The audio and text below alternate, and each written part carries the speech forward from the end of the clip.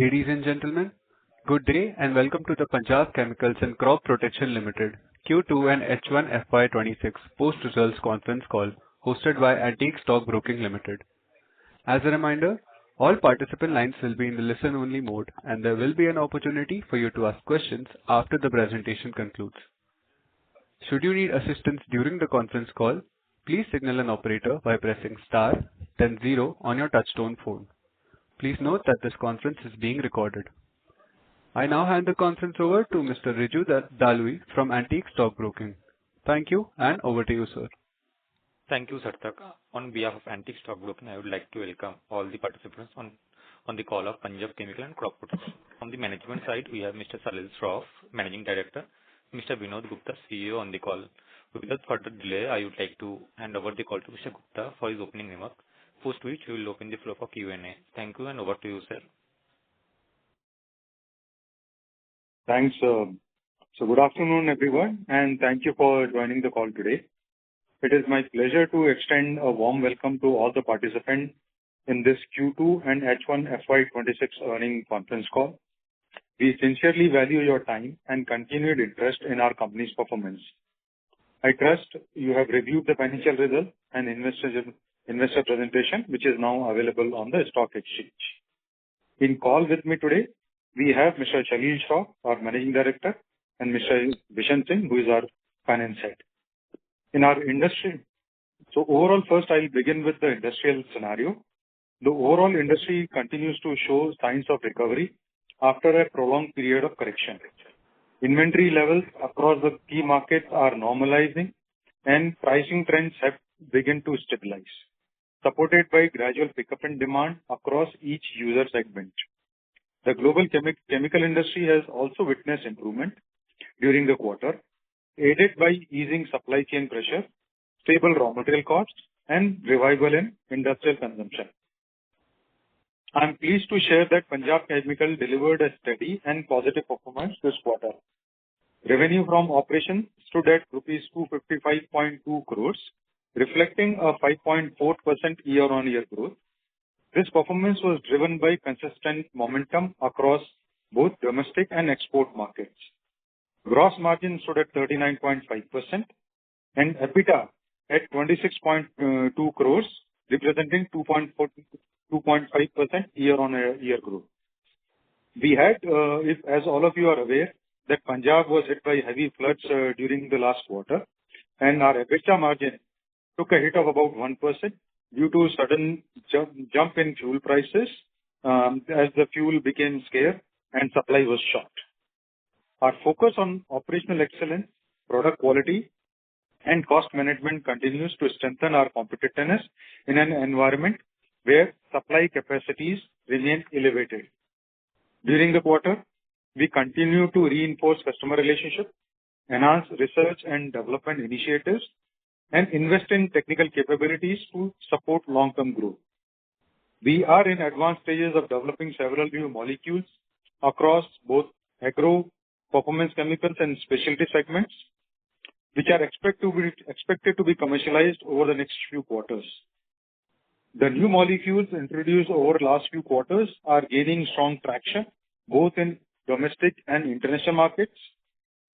Their contribution to overall revenue is steadily increasing, and we expect their value addition to strengthen further in coming quarters. The CapEx plant announced last quarter to build new manufacturing block is progressing well. This investment will cater to our rising demand of existing products and support new product pipeline, and also enable faster commercialization of upcoming molecules when operations commence. At the same time, we continue to invest in asset renewal. So our asset renewal exercise continues on a regular basis. Last quarter, we had taken up a revamp of one production block, and in this quarter, we have taken up revamp of two more production blocks. Additionally, we are evaluating a new site to support our medium to long-term growth trajectory. This will further diversify our manufacturing base, enhance supply resilience, and provide scale benefit as we ramp up production of new products. Our business development team continue to pursue new opportunities through deeper customer engagement and strategic collaborations. The company remains committed to advancing innovation and expanding its chemistry portfolio and capturing value in niche high-growth segment of specialty chemical. We remain confident in our strategic direction and continue to focus on delivering sustainable value to all our stakeholders. Our core principle of innovation, quality, and customer centricity remain integral to everything that we do. Now I move on to Q2 and H1 FY26 financials. Starting with quarterly highlights. For the quarter, revenue from operations stood at 255.2 crores, representing a 5.4% year-on-year growth. The domestic market contributed to 115 crores, while the export accounted for 140 crores sale. Gross margin for the quarter stood at 39.5%, while the EBITDA came in at 26.2%, reflecting a 2.5% growth year-on-year. EBITDA margin stood at 10.3% compared to 10.6% in the same period last year. As I mentioned earlier, there was a hit of about 1% because of sudden fuel prices shock we saw in the last quarter. Profit after tax for the quarter was rupees 18.5 crores with PAT margin of 7.3%. Now moving to half year highlights. Revenue from operation in H1 FY26 reached 574.7 crores, representing an 18.6% year-on-year growth. The domestic market contributed to 313 crores, while the exported accounted for 262 crores. Gross margin for the period stood at 35.9%, while EBITDA came in at rupees 60.6 crores, reflecting a 13.1% growth year-on-year. EBITDA margin stood at 10.5% compared to 11.1% in the same period last year. Profit after tax for the quarter was rupees 39.2 crores with a PAT margin of 6.8%. Capacity utilization level remains healthy across all the sites.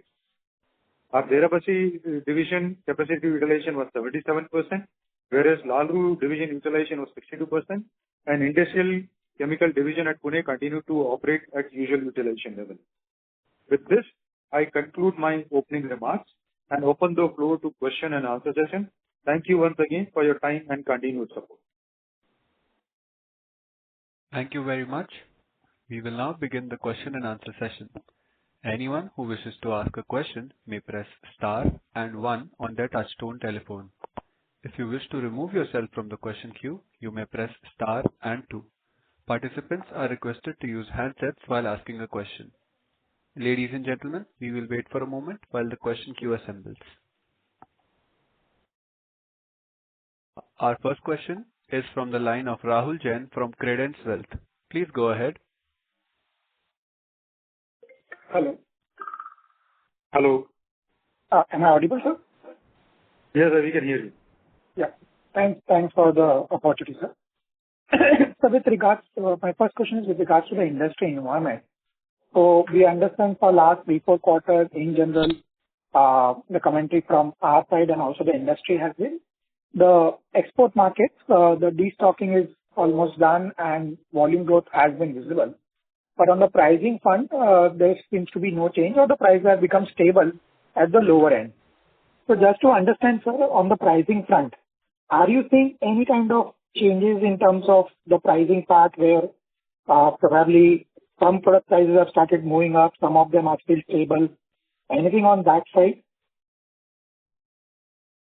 I think so, Mr. Rahul. I think at the moment, overall pricing remains stable, except in some occasional cases where there are sudden supply shocks or something. But mostly the prices are stable. So for this year, we expect prices to be stable. And maybe because there are from time to time, we see a possibility to increase prices for certain products. So maybe in a couple of quarters, we will see improvement in the pricing and the margins for the industry as a whole and for our company also. My second question is with regards to our bifurcation of sales between exports and domestic. So exports has done exceptionally well for us for last 2 quarters. In fact, the current quarter exports are almost at a 10-quarter high.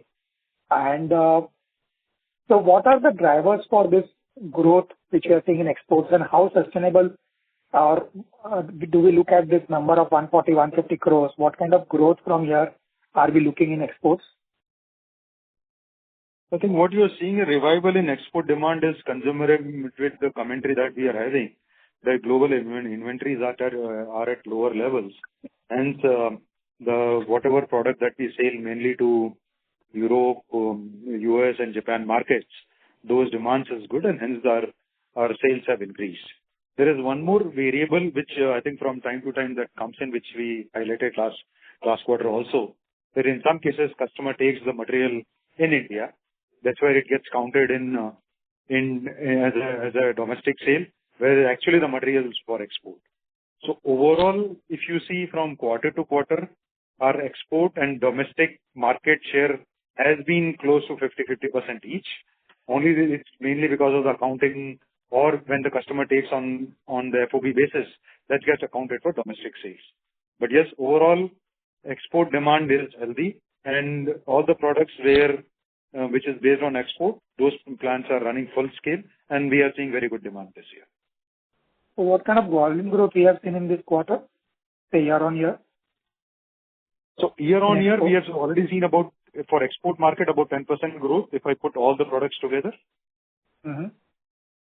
And what is the new product share within this? In the first half of the current year? So overall, I think last year we had closed at about 12% contribution 12% revenue coming from new products. For the first half year, we are at about 16% and this share is increasing slowly. Sure. The last question. On the domestic front, this quarter is almost again at the lower end of last 5-6 quarters at 115 crores. So how much of it is due to kind of seasonality, some sales which happened in quarter 2, and are there any sales return in this quarter? And how do we look at the domestic sales going ahead? Okay. So I think so broadly domestic sales market demand has been quite stable. We saw one particular product where there was a seasonality and that's where we saw a drop, which is not a long-term phenomena. It's a short-term phenomena of one or two quarters. So we see domestic demand being healthy. We are a B2B business. I mean, you just said about the sales return. We don't have sales return because we are into a technical market only. So we are not into formulation where there are sales return. It's only some seasonal demand, which sort of has gone down. And also this year, this excessive rain has impacted some of the product local material movement. Otherwise, long-term trend is healthy and growing. Thanks, sir. Thanks for the opportunity. Wish you all the best. I'll come back in the queue for some further questions. Thank you. Thank you, Mr. Rahul. Thank you. A reminder to all the participants, if you wish to ask a question, you may press star and 1 to join the question queue. Our next question comes from the line of Jainam Ghelani from Swan Investments. Please go ahead. Hi, sir. Thank you for this opportunity. So, sir, as you mentioned in your opening remarks that you are evaluating a new site for further growth. So, sir, what is the quantum of this capex that we are planning and when can we expect this? Because I believe that we've been looking over the last 4-5 quarters, we've been looking for new opportunities for a greenfield capex, but that is not capitalized. So when can we expect one, please? So overall, I think we have been looking. Yes, I think you're right that we have been sort of looking for a site for last 4-5 quarters, and we have consciously not concluded this because we were sort of seeing signs. We were waiting for signs of revival for the industry demand, and we wanted to time it according to the demand revival. That's where you will see that we have announced a capex for new production blocks because we believe that it will be rightly timed to the product commercialization that is happening for our product portfolio. And for this new site, we basically are already in discussion with a couple of potential candidates, and we hope to conclude this in next 2 quarters, this whole deal. And over a period of 3 years, the site capex will be about 350 crores. Okay. And so in the presentation, we mentioned that we've signed 3 new MOUs.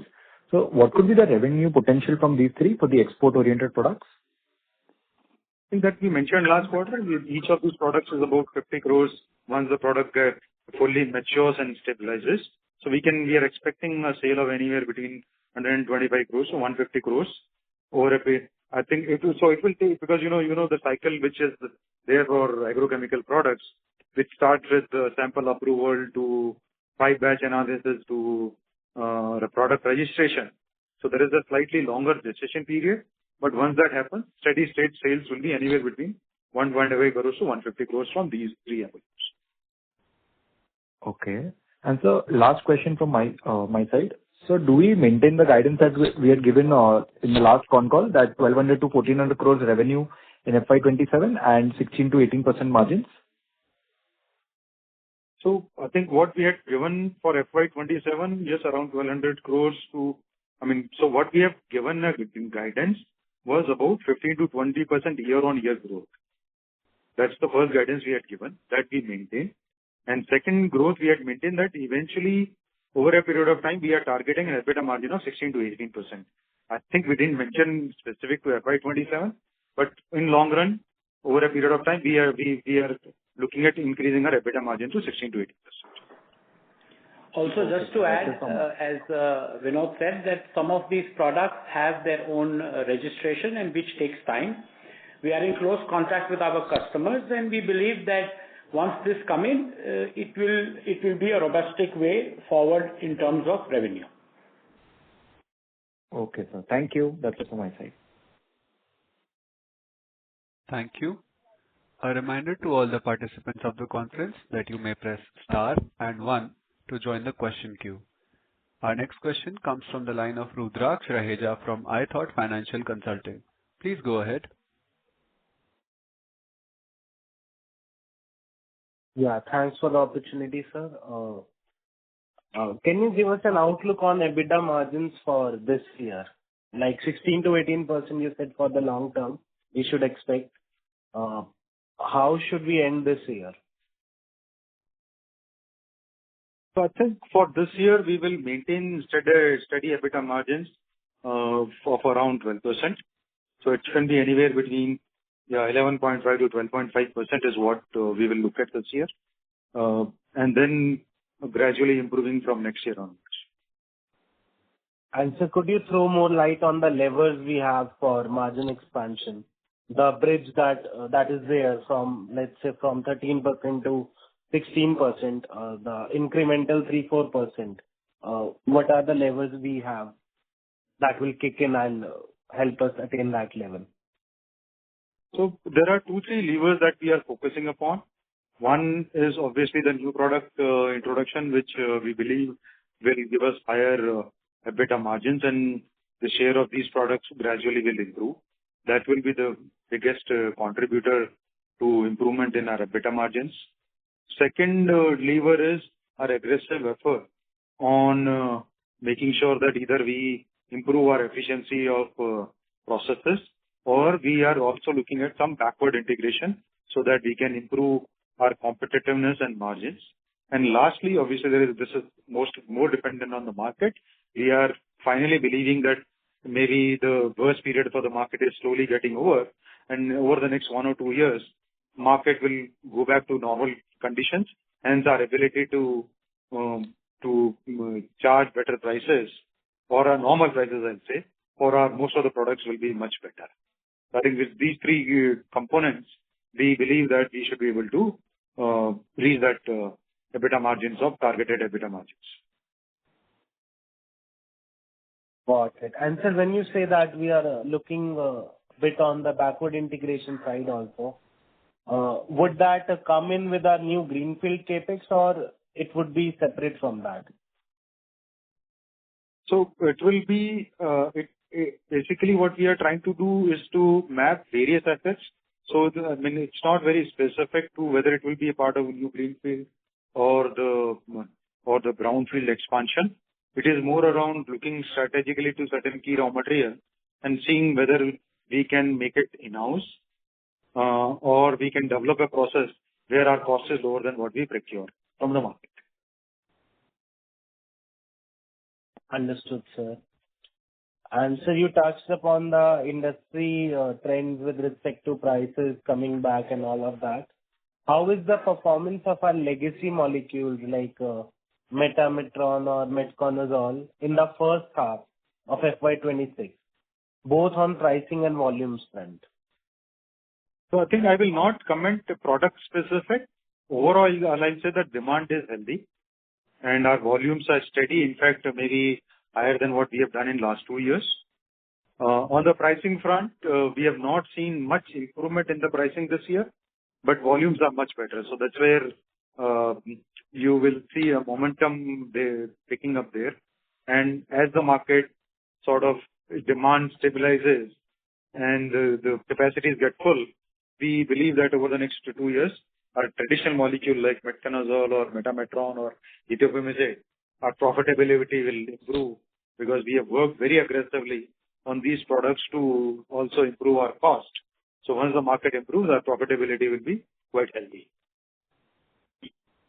Got it. Thank you so much. Thank you.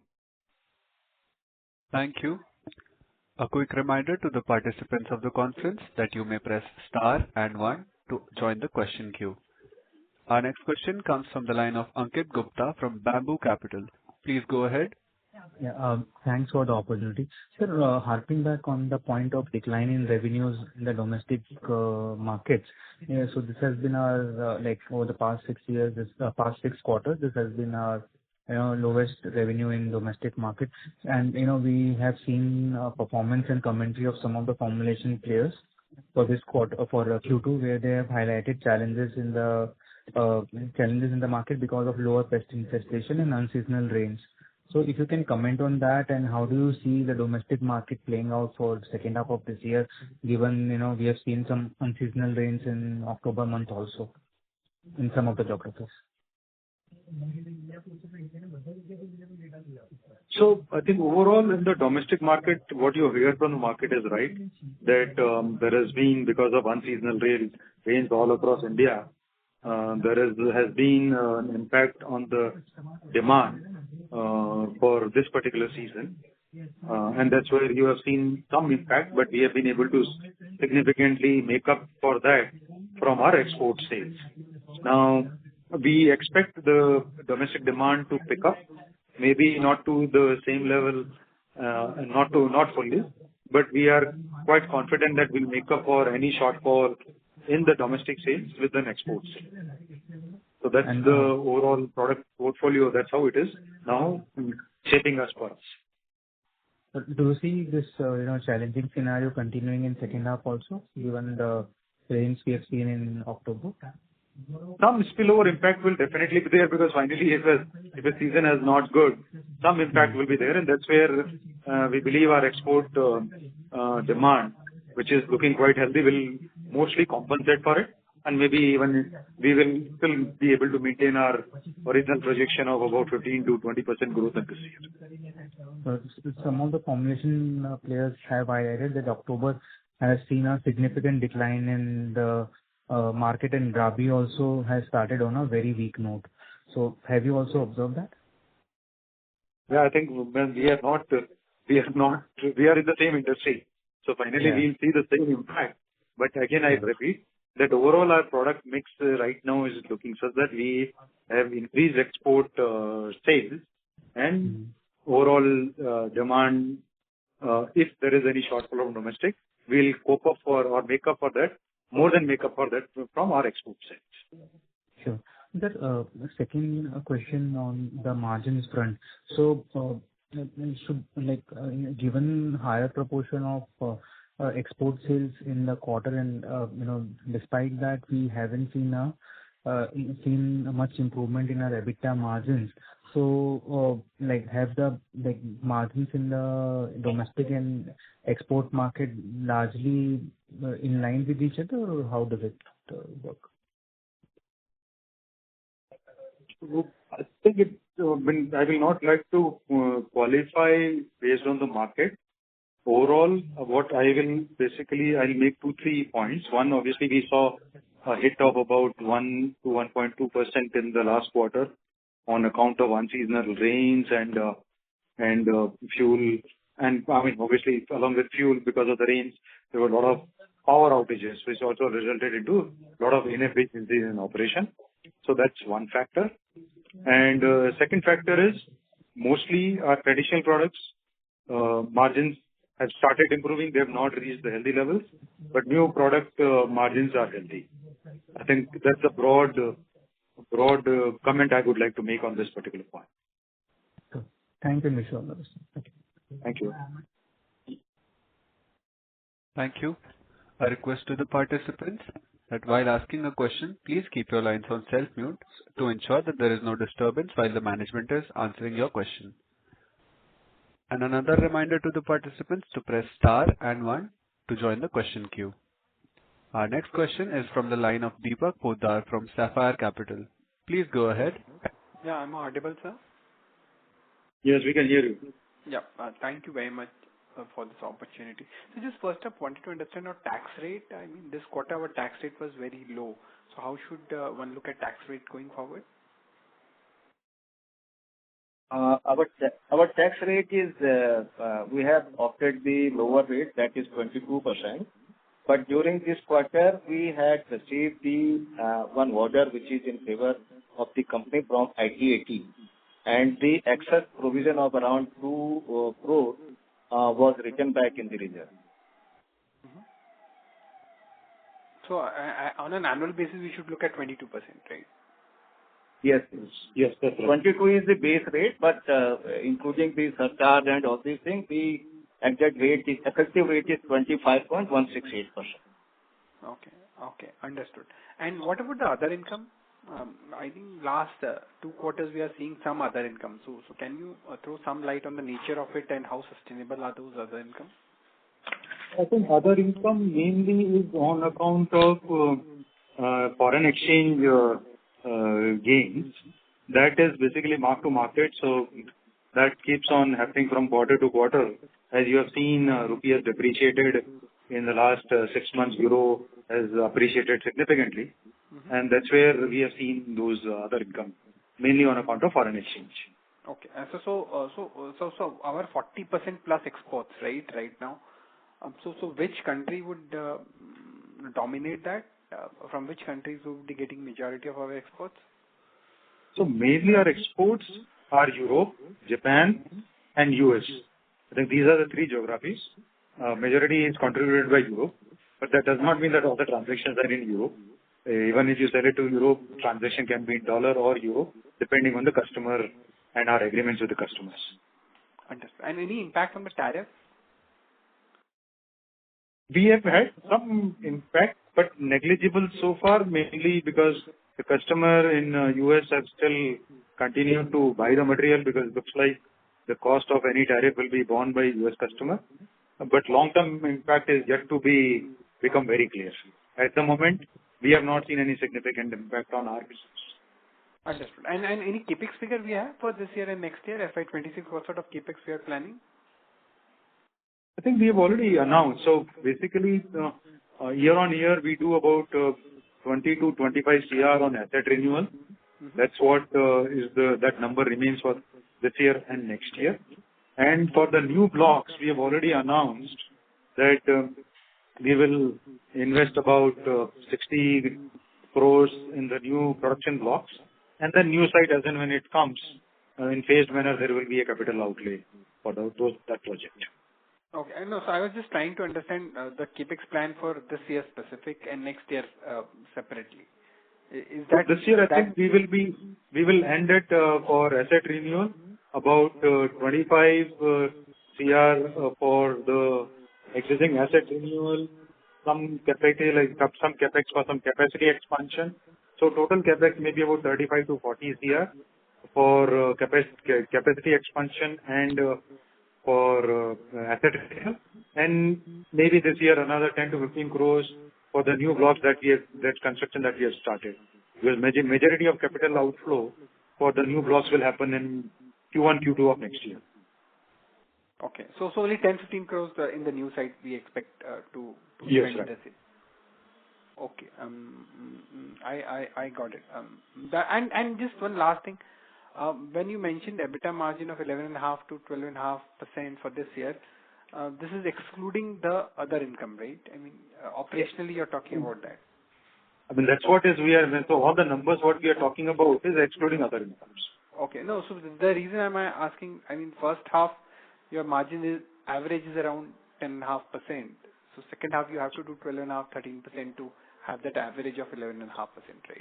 Yeah, I think our product pipeline and etc. looks such that we will be able to improve because the product mix, I think most of these things are dependent on product mix, and our second half product mix is better than first half. Fair enough. Okay. And also we don't expect unnecessary, unexpected costs like flood and all, where we incurred a lot of expenditure in the first time. Understood. That's very helpful, sir. I mean, that would be. Thank you. Thank you so much. All the way best. Yeah. Thank you. A reminder to the participants that to ask a question, you may press star and 1 to join the question queue. Our next question comes from the line of Rohit Nagraj from B&K Securities. Please go ahead. Thanks for the opportunity, and good to see the exports performance is improving. So just one question again on the exports market. So given that we have seen a quite strong growth on a YoY basis, is it that the Chinese supplies have been moderating, and that's the precise reason generally it is being beneficial for the Indian counterparts? So what is your observation? And based on your talks with your customers and the pipeline, do we see that in the next half also the same export momentum will continue? Thank you. So I think overall, what market demand for most of our products has remained healthy in this year, and our efforts to improve our efficiency cost over the last 2-3 years has helped us to stay competitive in the market. And despite the Chinese supplies being available in abundance, we have been able to maintain and grow our market share. And that's where you will see our export performances slightly better. So to answer your first question, Chinese supplies have not subdued or anything of that sort. It's mainly around market competitiveness or our ability to play in that market. I think that was your first question. Second question, whether we will be able to maintain that momentum. I think as I mentioned, rather than mentioning specific domestic or export market, we will continue to maintain our overall guidance of 15 to 20% revenue growth year on year for this year. Perfect, sir. That's helpful. Thanks a lot and all the best. Thank you. Thank you. Our next question comes from the line of Anupam Agarwal from Lucky Investment. Please go ahead. Thank you so much for taking my question. Sir, my first question is on your comment made in the last con call. You said 5 products will commercialize in FY26.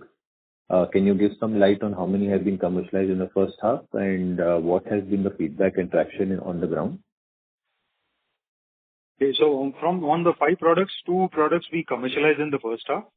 And both products have been accepted very well in the market. And now we have started working on next year demand because these are all seasonal products. So this year we started on a very strong note with a very good acceptance for these products. Other 3 products, we have now taken up commercial trials for those products. I think those are also on track in terms of our plan to start commercial supplies in second half. Okay, so will all 5 be commercialized by FY26? We will commercialize all 5 in FY26. That is right. For each of these, obviously, say for example, one product that we commercialized in the very first year, we were able to do a very healthy volume of about 35 to 40 tons. Whereas for other products, the volumes is depending on the market and customers' requirement for commercial trials and the market, I'd say market acceptance test. So all the 5 products will get commercialized. That's for sure. And what is the breakup in terms of the end application? These are all basically 2 products are in agro sector One is a pharma intermediate and two are in specialty chemical sector. Understood. And all these 5 products are for export market or any for domestic market? I think out of the 5, 3 are for domestic and 2 are for export market. Understood. My next question is just comparing the H1 over H1. Our gross margins have fallen by about 250 basis points. Can you give some drivers as to why this has happened? I think, as we mentioned in Q1, what we had done this year that in order to align market demand with capacity utilization, we had done a lot of production in last Q4 of last year. And per accounting practice, once you produce, most of the cost gets absorbed there. So the gross margin for Q1 were on lower side because that was more of a strategy call that we have taken so that we can capture the market in Q1. And that's how you see the gross margins are on lower side. But at an overall business level, the margins are around 39 to 41%. That's what we have been maintaining, and that's what continues to be the case. Understood. Understood. My third question on your CapEx. So I understood your CapEx plan for the next 2-3 years. How are we planning to fund this? So it will be partly from internal accruals and rest from we'll take that depending on the timeline and the requirement of the project. That's the main idea right now. I think, Shalil, if you want to add anything, that's the immediate thought. So as far as the CapEx part, we are also looking at various other aspects in terms of on raising these funds. So at the moment, as Vinod said, yes, it will be through internal accrual and partly debt. And as and when we come up with a right solution, which we are already on it, we'll definitely let you know. Understood. Just one more, if I may. I remember your comment made earlier that existing gross block can give about 350 crores of revenue per quarter. Any changes in that given the market dynamics, or would that change?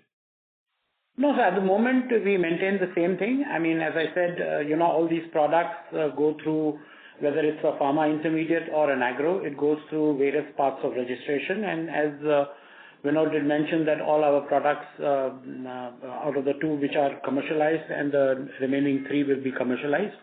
So we maintain the same momentum at the moment. Understood. That's it from my side, and I wish you all the best. Speak to you next quarter. Thank you. Thank you. Thank you. Thank you. Our next follow-up question comes from the line of Rahul Jain from Credence Wealth. Please go ahead. Yeah. Opportunity again. Hello? Yeah, go ahead. Hello.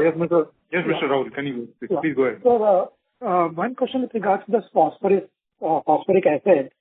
So the existing unit, I understand, can give us about 160-180 crores of sales. And then we were planning some expansion in the phosphoric acid also. So that will be a part of the new greenfield project only, or are we trying to put up a separate unit for that?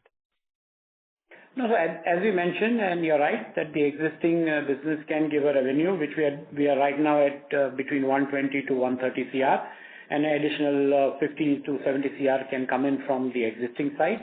The new site, as you know, that we are in discussion with our customers, and it will be coming up in the new site. And as Vinod mentioned, in the next 2 quarters, we are almost in discussions, and once it is finalized, we'll let everybody know at the appropriate time. Oh, so this will be a part of the larger greenfield capex which you are talking about? Absolutely right. Sure. So with regards to gross margin, so we are currently in this quarter around 39.5% gross margins. With proportion of new products rising, and with this new 3 contracts which we have signed, out of which we have some specialty chemicals also. So in terms of gross margin, where do we see our gross margins going ahead in next 1 to 2 years? So as the new products come in, and as we mentioned, that these new products have a better capability in terms of the margins, because there are not many players, and these are more long-term contracts with good multinational companies with whom we are dealing with. So in the next 1 to 3 years, at the moment, if we are at 38-39%, we expect to go anywhere between 40 to 45% in the next 2 years. Sure. And with regards to this brownfield block, it is expected to commission or commercialize by what time frame? So we are targeting Q3 of the next year. I think we're targeting it to be commercially available in Q3 of next year. Sure. Thank you. Thanks for the thank you. Thank you. Thank you. Our next question comes from the line of Richa Joshi from Om Associates. Please go ahead. Hello, sir. So my question is, how are the demand and pricing trends in key export markets like Europe, Japan, and Latin America evolving compared to like Q1? So I think Mr. Cha has mentioned earlier, pricing scenario has not changed significantly over the last quarter. So they continue to remain stable at lower level for all the market. And however, demand is healthy. So the good part is that demand has revived, and we expect that with the demand revival over the next couple of quarters, we will also see pricing revival. That's one for our existing regular products. And for new products, obviously, pricing and profitability is better than our current set of products. Okay. And also, sir, like given the increased exports, like how are you managing the like credit terms with customers? So we have very well-defined credit policy and credit terms with most of our customers. And a lot of these sales are backed by LC or some discounting. So those are the payment terms which are from customer to customer, varies from customer to customer. And it's quite healthy. So our payment terms with most of our customers is very healthy. Okay. Also, my last question would be like with increasing CDMO exposure, what share of total revenue now comes from CDMO versus your own product?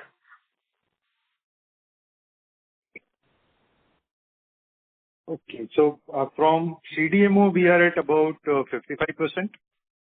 Okay. 50, close to 55 to 60% is CDMO, and balance is our own products.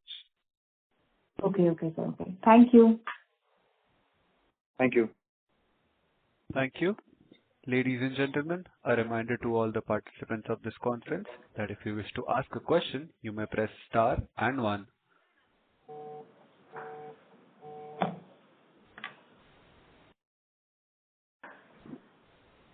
Our next question comes from the line of Anupam Agarwal from Lucky Investment. Please go ahead. Yeah, thank you for the follow-up. So just extending to last participant question, what was this CDMO mix, let's say 3 years back? How has that portion of the portfolio grown?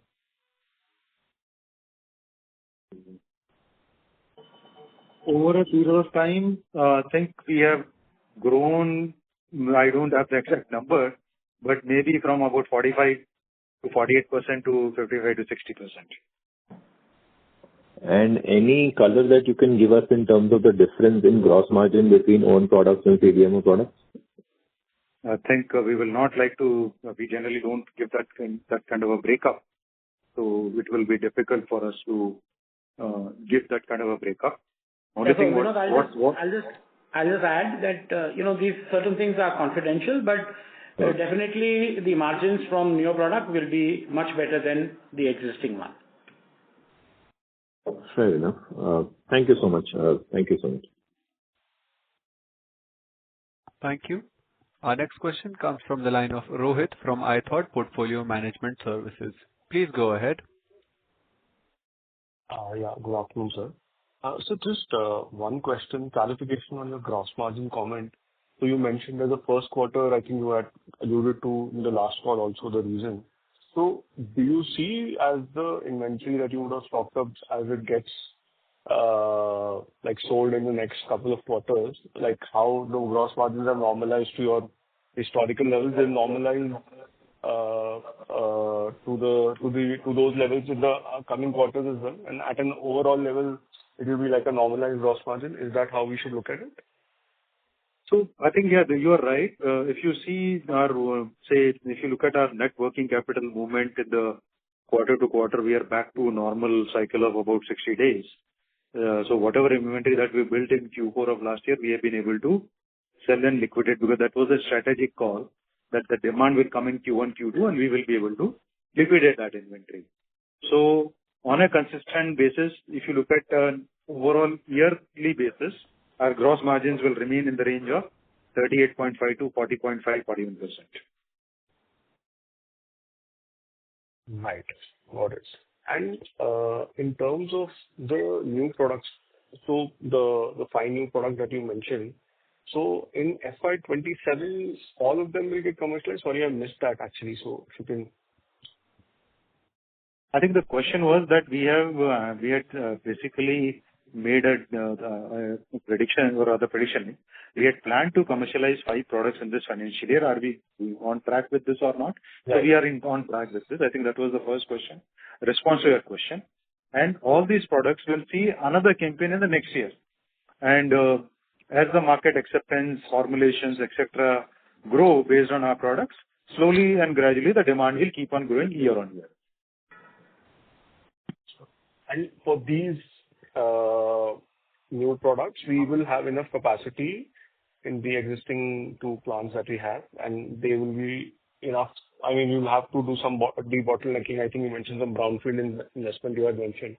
So these will cater to them, right? You don't have to do. So these, I think, we are doing it in 2 parts. One, whatever demand we are forecasting for now and next year will be taken care of by debottlenecking and product rationalization in existing facility.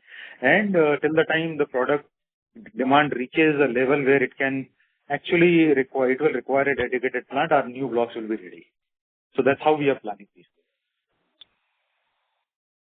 Understood. Okay, cool. Thank you, sir. All the very best. Thank you.